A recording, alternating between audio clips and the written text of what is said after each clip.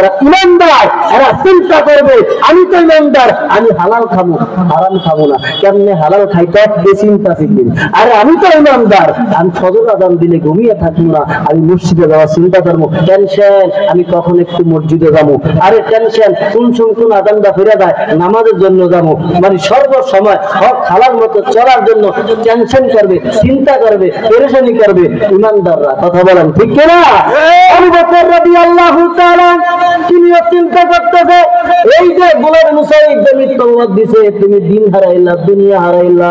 আবু বকর রাদিয়াল্লাহু তাআলা তিনি কয় এরে গোলাম মুসাইদ এ বিধর্মী এরে বোকা এরে নির্বোধ শোনো, যারা আল্লাহকে বন্ধু বানিয়ে নেয় রাসূলুল্লাহকে বন্ধু বানিয়ে নেয়, এরা কোরআন মানে, এরা কালেমা গ্রহণ করে, এরা নির্বোধ হতে পারে না, এরা বোকা হতে পারে না, এরা ক্ষতিগ্রস্ত হতে পারে না, এরা হইছে আল্লাহর দরবারে শ্রেষ্ঠ মানুষ। ইসলাম গ্রহণ করে না, কালেমা পড়ে না, আর জাহান্নামকে ভয় করে না, জান্নাতের আশা করে না, আল্লাহকে মানে না, রাসূলকে মানে না, এদের মতো বোকা নির্বোধ আর কেউ নাই। জোরে আল্লাহু আকবার।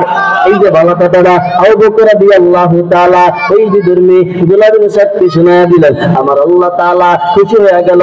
আমার আল্লাহ তাআলা খুশি হইয়া জিবরাইলের মাধ্যমে তখন মুহাম্মদ সাল্লাল্লাহু আলাইহি ওয়াসাল্লাম আমাদের প্রিয় নবীর উপর এই সূরাতুল আসর নাযিল করলেন আবু বকর রাদিয়াল্লাহু তাআলার শানে। জোরে সুবহানাল্লাহ।